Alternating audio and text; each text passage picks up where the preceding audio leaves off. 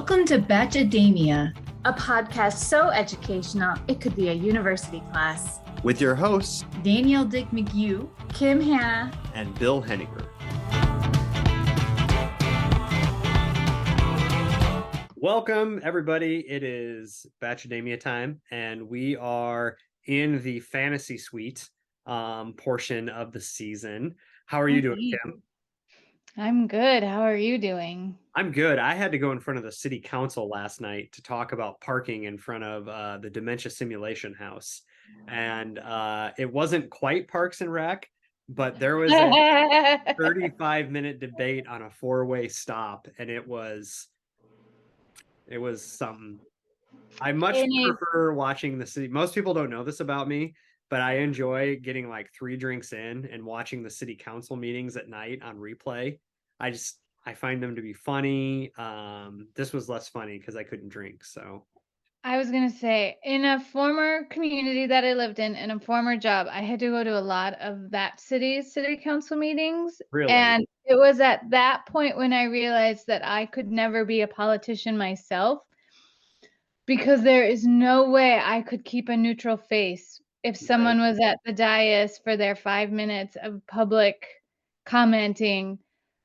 Because that city also televised live their city council meetings, and I think that I would have been in the news if I was sitting at the big dais and a camera was on me while some of the people were talking about their concerns for the city. Man, people do be caring about things like speed bumps. Like that was what I came away with. God bless the people who do this serve, because I was like, I just can't muster.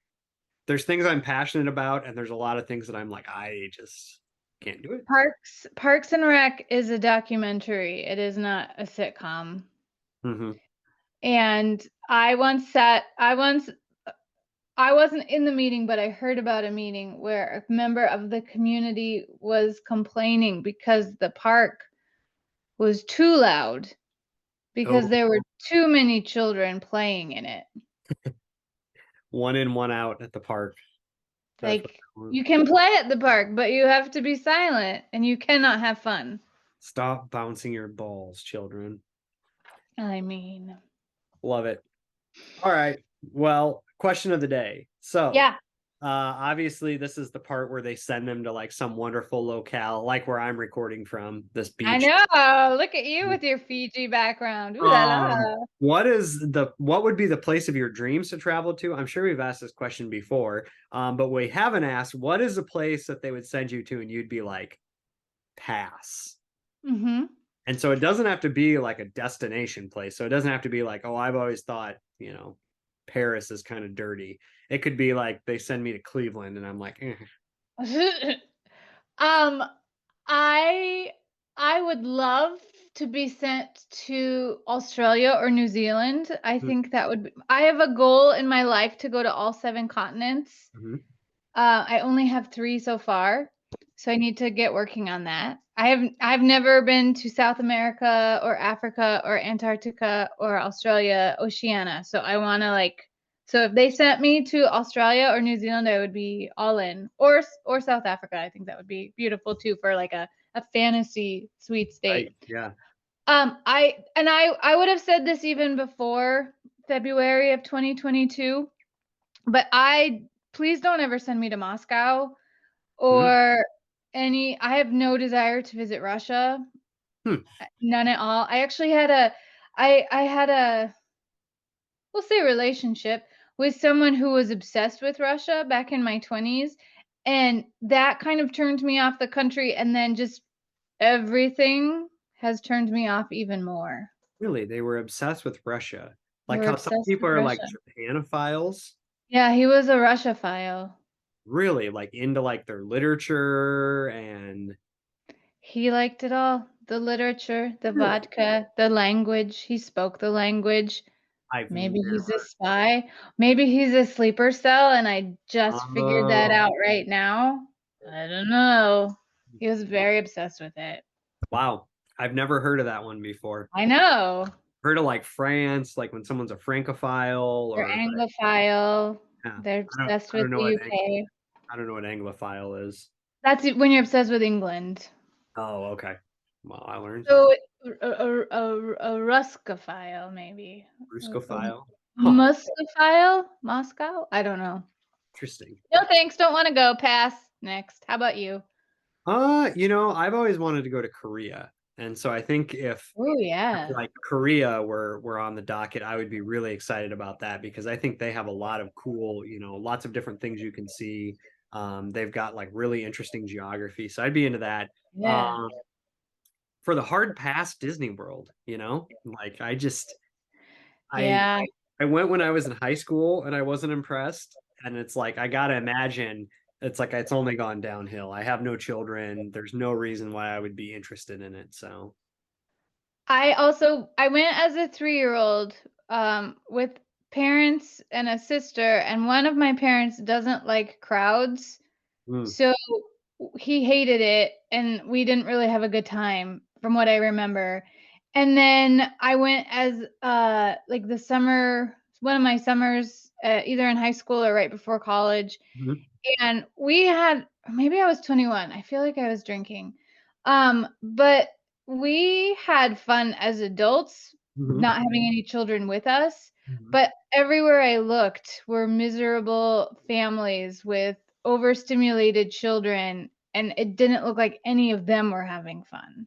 I just gotta feel like I don't know. You as an adult, you could find lots more places to have fun. So Yeah.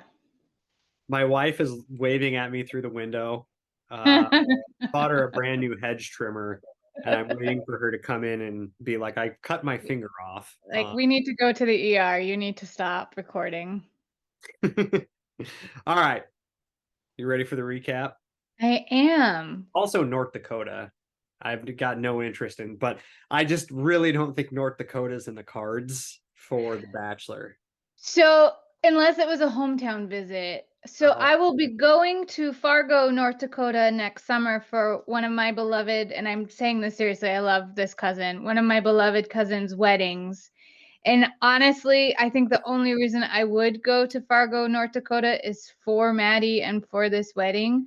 But I'm going to also check out the Theodore Roosevelt National Park while nice. I'm there to cross it off my list and get another magnet. So I'm going to be experiencing North Dakota, but only for Maddie. I'm not. This coughing is not in response to anything you said. I aspirated my Crystal Light. Crystal Light, please sponsor us. Crystal Light, huh? Sure. I love That's Crystal. what it is. Well, I do also have some bourbon mixed with Squirt, as you all know. Squirt Zero is the greatest. No, well, It disappeared into the Squirt leaves. Zero is the greatest mixer of any drink ever. So, I'm going to try to get us a sponsor too. Ready? yeah. Cedar Ridge Winery and Distillery's bourbon is very good and makes a delicious old fashioned. And they're local. We love Cedar Ridge. I did just have to tell Elaine to not use my bottle of quintessential from Cedar Ridge to mix with A&W root beer. I think maybe we go a little lower shelf on that one. So That's a lower shelf cocktail. cool. Well, let's talk about getting married. Okay. So recap. Here we go. Xavier is first up. Her and Xavier go through a marriage ritual. Are they married, Kim? I think they're married. I think I texted you while I was watching it, and I'm like, I think they're legally married in Fuji right now, or Fiji. Yeah. Fuji is in Japan. Yep. I think they went through. It's like, do you remember back in the day the episode of Full House when was it Stephanie or DJ? It was DJ married a teenage boy in a Greek table walking ceremony. I think that's what happened. Yeah. Didn't it happen on the Brady Bunch too, I thought. I think it was one of those things that a lot of sitcoms did. They did the fake culturally questionably appropriate marriage, and then they would go to Disney World full circle. Yep. Or Hawaii. Boom. Because the Brady's went to Hawaii. So the real juice of this after the ceremony is that they sit down and they start to have Yes. a conversation. And Yes. Xavier tells Charity that he has cheated on a former significant other. But not only cheated on her, 2 years in, he was on a boys' trip and cheated multiple times over 5 days. Now, my question is, same woman multiple times over those 5 days, or were they just like picking up ladies left and right wherever they were, and he was just going to pound town on everybody? So I assume you found this. Like, I don't remember him saying this. You found this additionally. No, this is what he said it at the table. He said it was 2 years in. Where was Well, I? please remember, I literally watched this Yeah. episode 2 hours ago. So he was on a bro trip and stepped out on his girlfriend. And while I was watching, and I was thinking, I hope his ex-girlfriend is watching this season and that this is the episode where she feels vindicated. Wow. Yeah. So then, Charity kind of seems to give him a little bit of a pass, and Yeah. then he just digs himself a hole Sure did. repeatedly, right? Because then Yep. he's like, well, I wouldn't cheat on you Not because with his you're heart. my wife. Right. But a girlfriend, it's really hard. And she was kind of like, okay. And then he was like, my head tells me I can do it, but my heart says no. And this went on for a long time, right? He just kept digging himself deeper and deeper and deeper. And finally, I think she was just like, I'm done. This is it. And so he gets sent packing, right? Yep.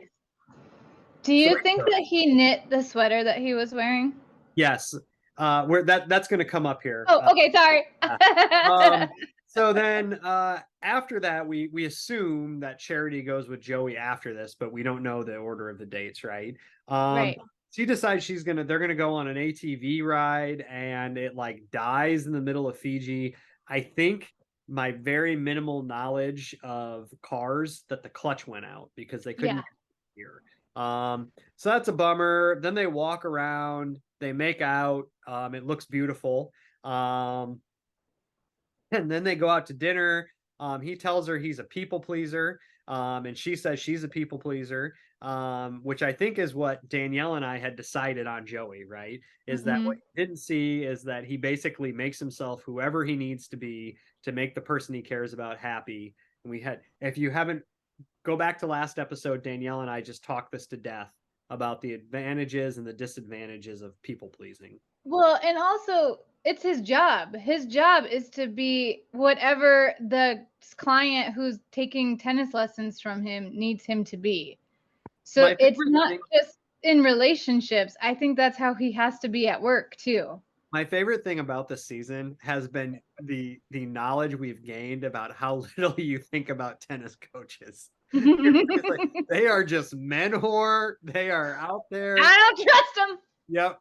Yeah, I did not have that one on my bingo card that we'd find out that Kim is just anti-tennis coach. On the side, though, this is going to make me sound questionable. I would like to take tennis lessons, and not just for the reason that we just discussed.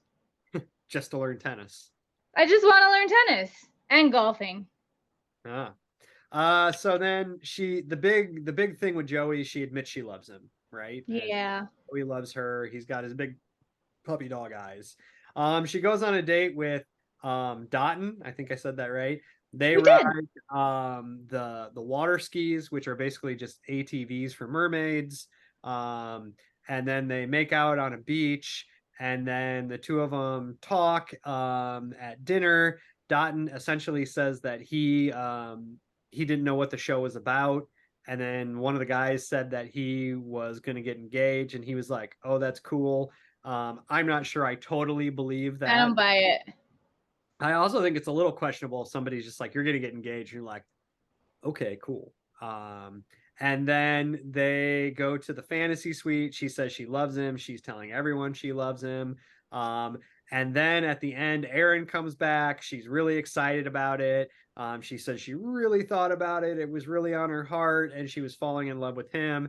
And then she, at the end, basically tells a dog and 3 cameramen she loves them. And then that's the end of the episode. I actually just added that last part in. It probably happened. Yeah. Do you think, and if I'm stepping ahead, please tell me, Do you think that the only reason she's even remotely considering keeping Aaron is because of Xavier's early exit, and they need a third guy around? Yeah, I don't know. I think, yeah, I don't know. I was wondering about that.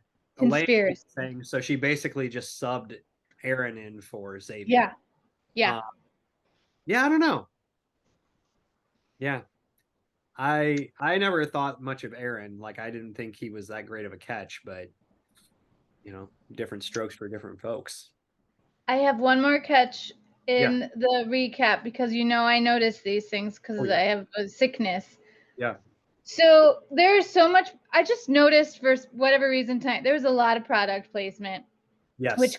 which cracked me up. But the morning after she sends Xavier packing, she stretches, she wakes up, she's getting out of bed, and she's wearing her robe already that she's slept in, and then goes out onto the balcony. And I think it's either a resort robe or it's a Victoria's Secret because I saw a V and an S on it. But here's my thing, and this is straight coming from Midwest, like our experience. Mm-hmm. You don't sleep in a bathrobe in Fiji. The only time you sleep in a bathrobe is when it is 20 below zero out and Right. you are wearing 18 layers of clothing because it is so cold in your house that you have a cap on, you have a hat on, one of my magical hats maybe, like the biggest, fuzziest robe you possibly have, and mittens and socks, and you're sleeping under 3 blankets. That's when you sleep in a bathrobe, not over your nightgown in Fiji. I just feel like sleeping in a bathrobe is dangerous. You could strangle yourself. Yeah. Yeah. It's not a Not perfect safe. sleepwear. Yeah. Not safe, Charity.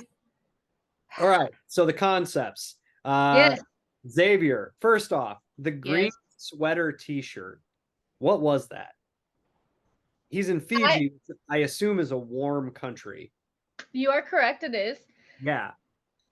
You can tell it was warm because Charity's hair was getting bigger and bigger throughout the episode, and they were all glistening because they were sweating so very much. Right. And I don't know. I have two theories. I have two possibilities. Either he made it and he's on the Bachelorette to like shoot off his MLM where he is going to be making his own like men's knit sweaters and selling them on the internet, or because they keep pushing the knitting part of his personality, which up until this episode I had fallen for as well, I will be honest. So because they know he's going to be such a jerk by the end of his time, they want ladies to be like, oh, he's wearing a knit sweater. So they pulled it out of costume wardrobe and have him in a knit sweater. I can barely wear a knit sweater in the dead of Iowa winter. So we're talking -5 out, right? Yeah. And I still sweat myself to death. I can't imagine being like, I need a t-shirt. I'll just put on this knit. Yeah. But I don't do fashion well. How many times do you think they both had to shower to get all the oil off of them after their wedding ceremony? Oh God, yeah, because oil doesn't come off easy. Coated in oil. Ugh. All right, let's talk about cheating. So yeah. Yay! Let's talk about cheating. The first thing was she I felt like she kind of forgave him or like gave him a pass. Yeah. And so what are your thoughts on the statement like once a cheater, always a cheater? I don't have personal experience to know if it's true. But I feel like I have enough anecdotal evidence from others that I think that it's true. Really? I think that and you'll probably say, well, research tells us that the Webster's Dictionary defines cheating. But I think that if you have if you do it, you're probably doing it, maybe you observed it in your own parents, so it's something that you don't think is not normal, or that you think is normal, or you enjoy the excitement of it, and it's not going to go away once you get married or in a long-term relationship. I think that definitely you can be cheating and cheated on in dating relationships, obviously. Yeah, I honestly I don't have any great like here's what research says. I think well, I have some. Okay. It's your job, Yeah, I Bill. know. That's your That is literally your job, Bill. What are you doing on this podcast if you're not citing facts? God. Remember Um, it's called Bachelorette? You're yeah, the academia part of it. yeah. Well, get ready to get disappointed. That's our tagline. That's great. So I think not all cheating is created equal. This is the first thing, right? Like when Okay, you I will cheat, agree with that. what point, like I would say that probably all cheating is a blockage of trust. Um, Yes. but also like when people cheat, at what point in the relationship, what prompts them to, probably dictates their likelihood to cheat later on. Um, and so in that way, it's like what the way he talked about cheating, it was like it seems like a pretty big violation of trust. You're in a relationship for 2.5 years. You go out and you cheat multiple times in a weekend. So it's Yeah. like it's not like I got drunk, it was this one time thing, I feel horrible, right? It's not even like there's this person at work that aggressively pursued me and we had something happen one night and I feel horrible. It sounds like this was pretty in depth. Um, And if it was a really drunken, which it probably was because it was a bro trip, mhm. that's another red flag. Like if you get so drunk that you can't control your actions multiple days of a trip, I would say that's its own red flag. Right. Yeah, probably the multiple days is the thing of it, right? Like if you were really in with this person and you did it once, you'd feel so bad and um but yeah, I don't know. And then I also think like how people address it, right? And how they think about it after they did it. And that was what was concerning for me because he was like, when you're my wife, I'm not going to cheat. When you're wife material, but girlfriend, it's hard. And it's like, wow. Like, Yeah. so that means you get to cheat on everyone you cheat on, you want to until you decide they're wife material. Or it's not cheating unless there's a ring on your finger. Right. And maybe that's what he thinks.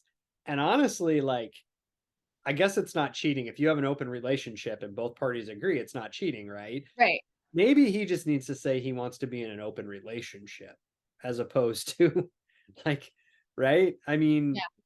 I guess I feel like maybe there's definition issues there, but yeah. Well, and I think okay, so I'm really struggling to get over. I want to talk to his ex-girlfriend and be like, "Talk to me, girl." Yeah. Because did he get like how long did he come home and immediately tell her, or how long did he not tell her, and did he get tested the minute he got home to make sure that he wasn't bringing back anything else from vacation that would get her Yeah, sick or messed in trouble?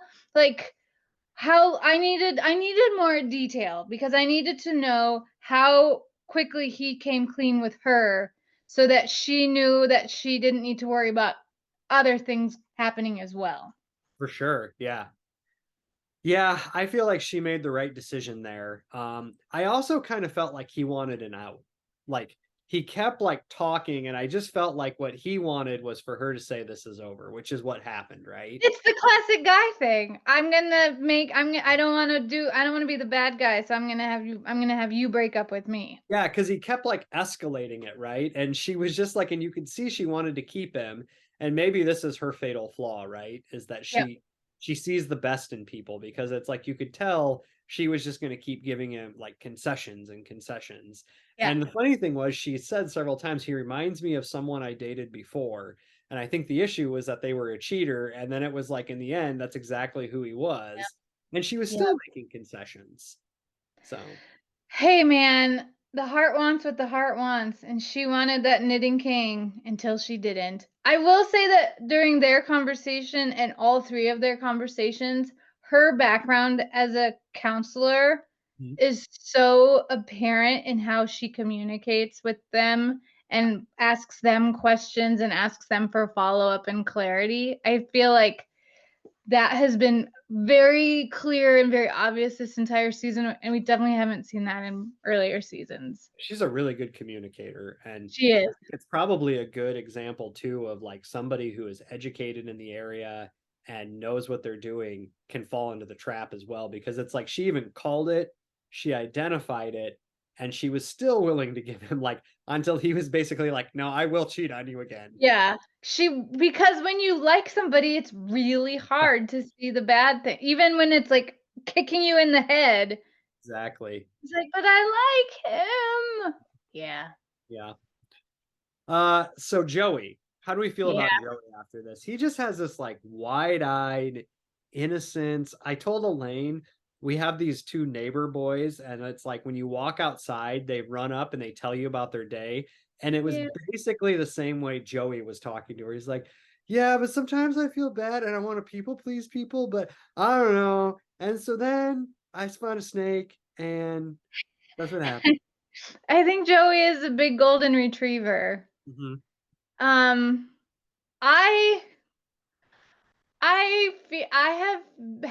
have been suspicious of Joey the entire season. Uh-huh. We clearly have discovered that I don't trust tennis pros. Yeah. But I feel like something is gonna come out about him. Think so? Like he's gonna back out at the very end and be like, oh, I don't know. There's something about, and he's probably the most innocent, nicest, normal person on the planet. But there's just something. Did they say last week in the hometowns, was he from College Station? Is he Penn State era? Oh no, that's Happy Valley. Yeah, I think College Station is Texas. College Station is Texas A&M, yeah. But I think they said he was from College Station, Pennsylvania. There's a College Station, Pennsylvania. Okay. Pennsylvania's got a ton of universities, so I wouldn't be surprised. It does. And it's really big. And I don't know. I just don't know. I don't know about Joey. I have a weird thing about people who are adults who have nicknames that could be different, like a more adult nickname, like Joe, but he goes by Joey. So if I went by Billy, if you went by Billy, I would probably still be friends with you, but I might talk about you behind your back. What about Willie? I hate that name. No. Really? I feel like Willie. Yeah, Willie, just like you meet someone named Willie and you're like, oh, you can't be trusted. If you have if a grown man was named Timmy, I don't know. Maybe. But like Joe, you're a man. That's stereotyping. I don't know. Here's my thing on Joey. I do not think he knows enough about himself to have a long-term happy relationship. I feel like at some point they will come to a head where he will not know who he is. And probably because he's a tennis pro, I wonder if his whole life has been driven towards this one goal, right? Right. And I have a feeling she will not appreciate that Joey doesn't know what he wants. Right. And, it's like, he's like the significant other. It's like, where do you want to go out to eat? I don't Wherever know. You want to. And it's like, that's nice when you have a plan. But there's also a lot of times where you're like, I just want my spouse to throw out. I don't want to be the one that makes all the decisions. Yes. I need you to show initiative.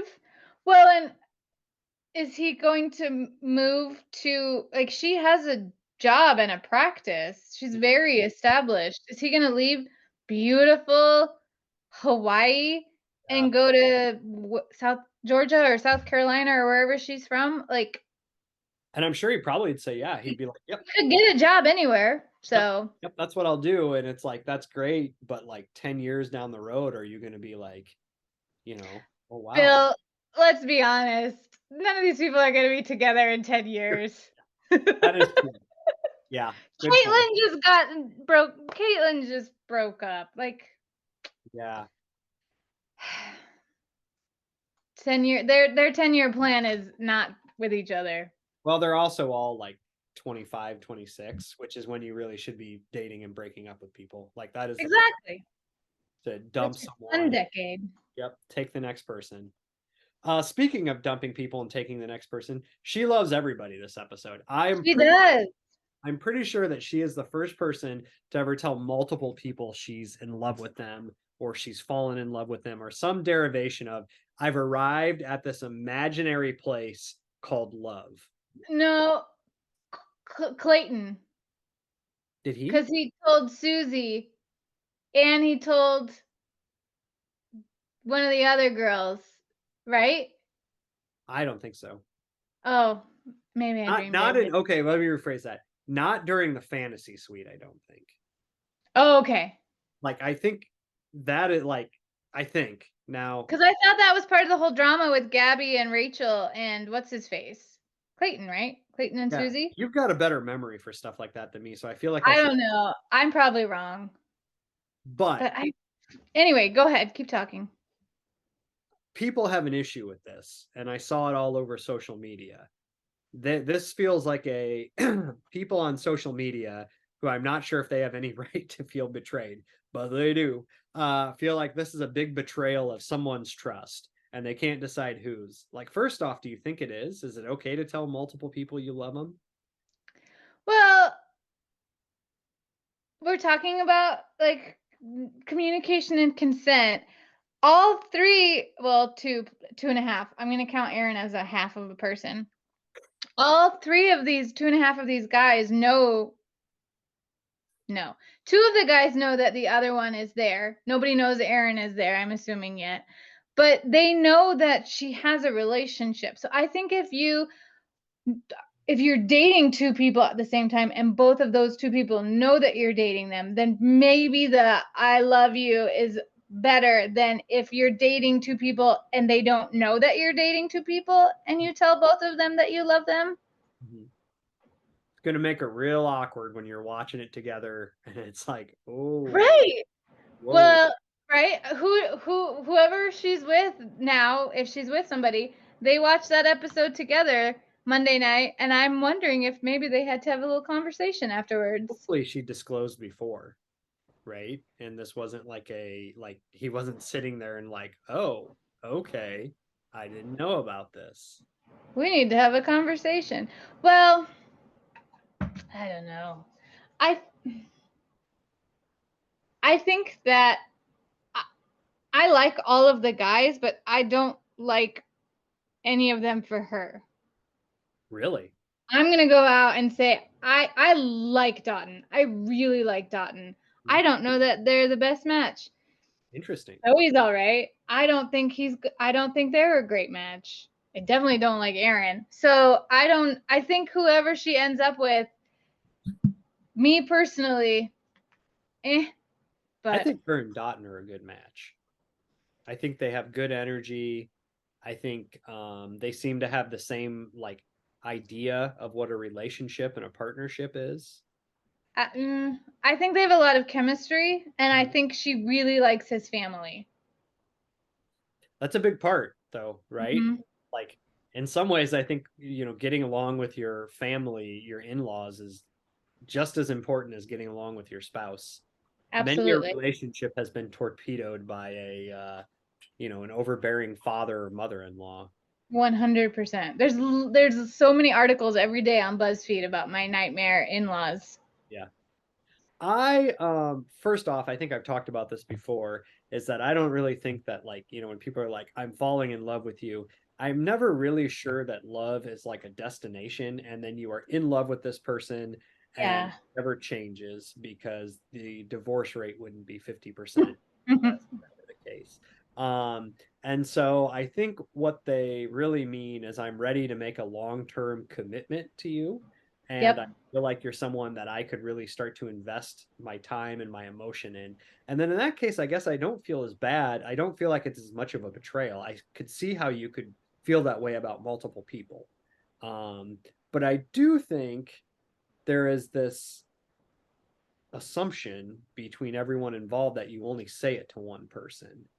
And so, in that way, I understand why viewers feel a bit betrayed, and maybe one of the guys could feel betrayed.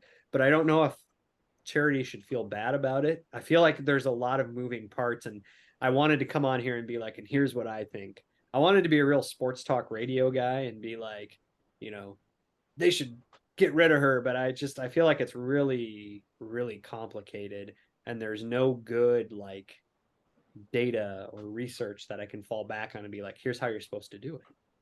Well, and I think she's been very strategic the whole season in whittling it down to guys. Like, she has gotten rid of the drama pretty quickly. I think she's been very thorough in her whittling down of who is still on the show every week. And so I think it makes sense that she would have feelings. I'm not going to say love because I'm not sure she is in love. I think she has, like you said, strong feelings. I think she has strong feelings for both of them because they both give her different they're very different from each other, and I think she feeds off of that. Like, she really likes these things about Joey, so she loves that part because she loves that part of Joey. And there are definitely things she really likes about Dotton, and so she has strong feelings for him because we are multifaceted. We can like many different things.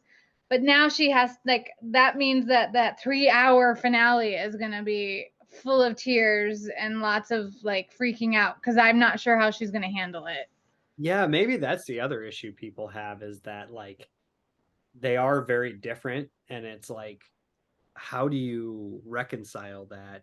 But I agree with you. People are multifaceted, someone who can provide this for you where this other person can't. And I think probably at that point in the relationship, a lot of this is imagining what you're going to be 2-3 years from now. And it's easy to be like, I could move to Hawaii with Joey the tennis pro.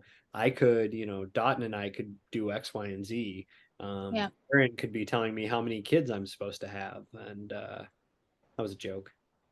I don't get the Aaron thing. I'm shaking my head. I don't like Aaron. I feel like she was right at the cusp of telling Aaron she loved him too, and it was like, really? Don't do it. Don't do it. Really? Yeah. Yeah. I don't know. I'm grateful that we don't have boring guys at the end of this season. Like, this is a good season. Well, and they're like authentically interesting in the relationship. Yeah. Right? Yeah. It's not like one guy that everybody loves and one guy that you're like, what a tool. It's like they all seem pretty right. Yeah. I mean, I am skeptic. I do have my skeptical feelings toward Joey, but I don't think that it's gonna. Who is the?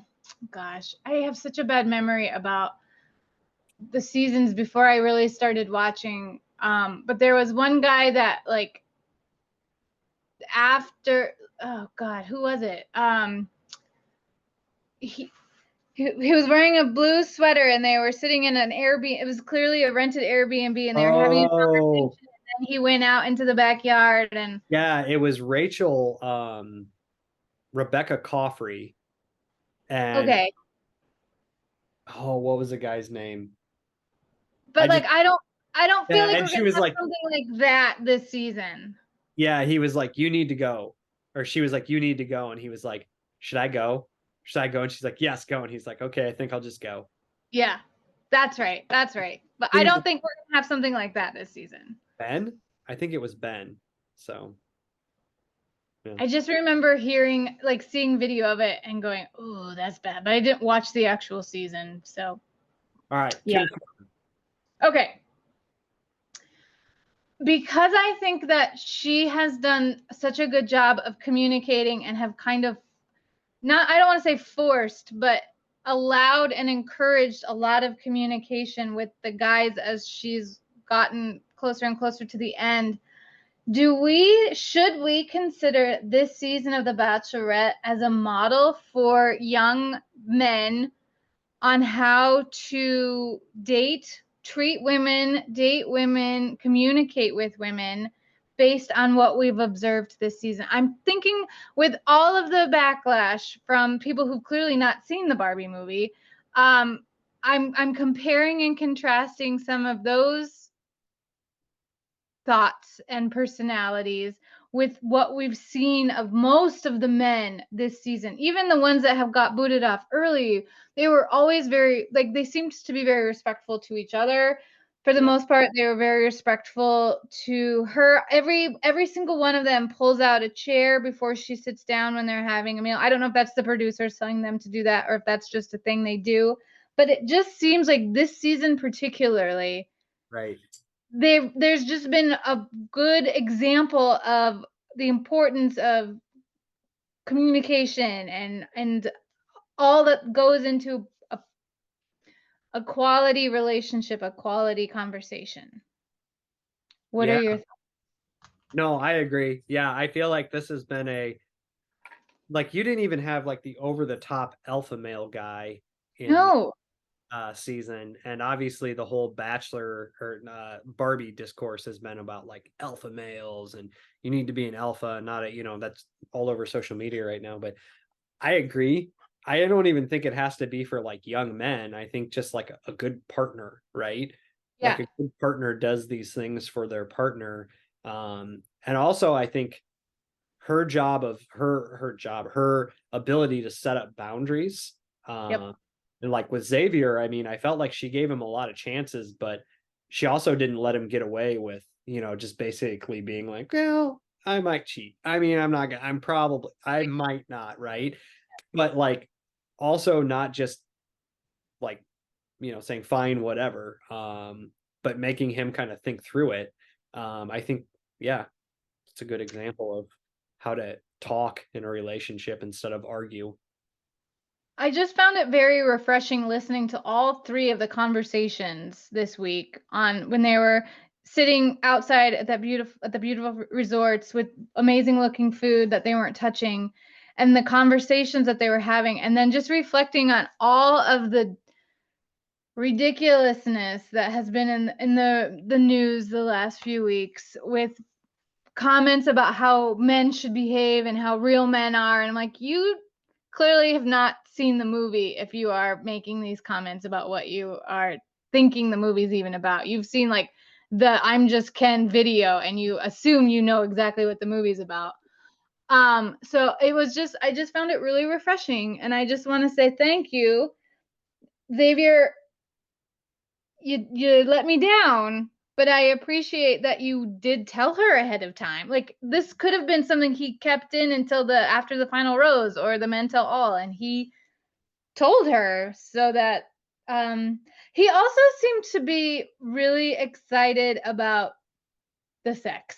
Like of the three of them, he was clearly let's just go into the fantasy suite and talk it out. Like Yeah, she shut he that did down. keep saying, I need to see more. I appreciated like when they went back to her and she's like, what more do you need to see? You have seen it She's all. wearing see-through pants and a swimsuit. You can see everything. Yeah, I feel like a bullet was dodged there. And maybe Xavier's a really good guy. And, Danielle said this before, and I agree with her. I don't think you are the worst thing you've ever done or the best thing you've ever done, but I definitely think he is not the right person for her. And so it was good that she got off that train when she could. And I want to applaud her for recognizing early on that he is fitting into a pattern that she's trying to break. Yeah. And she kept trying to test him out to see if she was making it up or if he really was. Because she said the whole time, like, I feel very attracted to him, but there's just something about him that seems so familiar. And then kudos to The Bachelor, because I talk about this a lot, and this is one of the things I decry about the show, is like in a normal relationship, like that would have probably went on for months, right? And they would have had this conversation, then things would have been better. Then they would have gotten drunk and they would have like had an argument, and then they would have but I think because it's like they manufacture this time frame, she had to make a decision, and he talked himself out of it. And yeah, so kudos to them. Do we know how much did they actually have the date the morning after the fantasy suite night? Is that like is it edited so that it is, because I just feel like that's not fair to the Bachelorette. She's got to be exhausted and Right. it's kind of, I don't love that if they do it right away after the fantasy suite I night. have a feeling there's a day in between each one, and then they fly guys in, right? So I have a feeling like the guy comes and then they stay. Yeah. there's no way that they do them all back to back. That's just like girl needs a rest. Like, Yeah. no, thank you. Yeah. Well, and the first time you ever like slept in the same bed as someone, sex You or don't no. sleep. Oh no, because they're like hairs in your face, like you're rolling on their arm. Yeah. They sleep hot, you sleep cold. So I don't sleep for months. It's yeah. like, oh, this is not my comfortable zone. All right. Yeah. Lessons learned. What do you got? What lesson did you learn? I learned that I let my love of knitting blind me to a giant red flag of a man. Much like Charity, who Much like Charity, I was blinded by the knitting. Blinded by the knitting. So I won't be blinded in the future. I'll be leery of it. oh boy. Yeah, I get that. I learned that I was correct and Kim hates tennis coaches and they should not be trusted. I don't hate them. I'm mistrustful of them. Okay, well, I'll I've give you watched that. I've watched too many Lifetime movies about tennis pros going bad, and I just read too many books about ladies sneaking off at their tennis pro, and I'm I feel just like a there's little. got to be like, what's the female version of a porno that's like tennis coach has gone bad, a romance novel, tennis coach gone bad, bad serve. I don't know. Love, love, I love it. Love, love, love it. love, love, love, love, love. All right. City shout out. Yes. De Janeiro, Brazil. I think. Seriously? Yeah, we've got listeners in Rio, which I love. The second most Wow. populous city in the in Brazil. I'm looking for I'm on my favorite place, Wikipedia. Population 6,747,815, double the population of our state of Iowa, I think. That's a lot of people. Oh yeah, it's got a lot of people. Obviously it's in South America right now in August. The mean temperature is only 77.9 degrees. And you're like, that seems really cold for August. Winter. Southern Hemisphere, folks. It's Know your winter. geography. Know your geography. Trying to find some other stuff that's interesting about it. As you all know, I'm a brown belt in jiu-jitsu. That's the whole reason I did this, so I could tell you all. And that is one of the sports there. I'm looking for the famous people. Oh man, They hosted the Olympics. They did host the Olympics, and it was a great Olympics. Michael Phelps dominated. Yes, and I think that was Simone Biles' first Olympics as well. Did you see that Katie Ledecky beat all of his records this month? No, I didn't. But so famous people from Rio de Janeiro. Let's see, list of people from Rio de Janeiro. Let's see. You've got a whole bunch of football players. Carlos Machado, who's a jiu-jitsu fighter. Sure. Diogo Portilla, who is a world-class darts player. Nice. Jorge Santiago, MMA fighter. Yeah, just a whole bunch of jiu-jitsu guys. Thiago Silva, who's a footballer. Vitor Belfort. Isn't Gisele Bündchen from Brazil? I think she's from Brazil, but not specifically Rio de Janeiro. Oh. Carolina Solberg, beach volleyball player. Kazuzu, a composer and poet and singer. And I feel like that's probably where we should stop because we're class. Kazuzu is a fun name. Yeah, and a poet and a composer and an actor. So are they like Cher? It's just one name. I think so. That's how you know. That they're big deal if it's just one name. Cher, Madonna, Kazuzo. Prince, the symbol. Prince. Oh, R.I.P. Yep. All right. You got any words of wisdom before we go?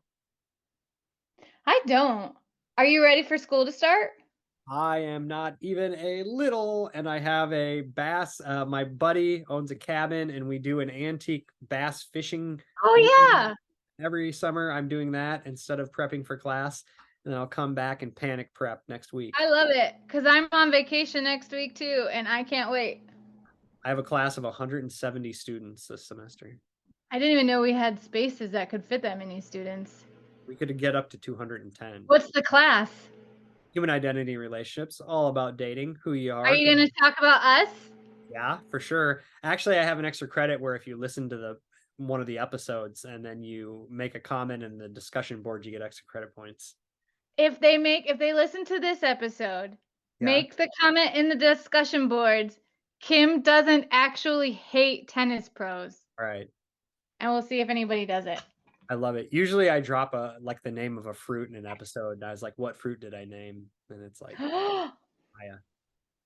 Because when does the senior bachelor start? Like, are we gonna have paradise before the senior bachelor, or how will this all work? We'll have paradise before, but they haven't made that announcement. So okay, it's gonna be all reality television this fall since it's because of the strike. So I wonder if that's what they're hoping for is the strike. They knew the strike was coming, and they're like, oh yeah, nothing to watch but football and trash reality. Dancing with the Stars and The Bachelor. Silver Fox. Awesome. All right. Awesome. Have a good day. Bye.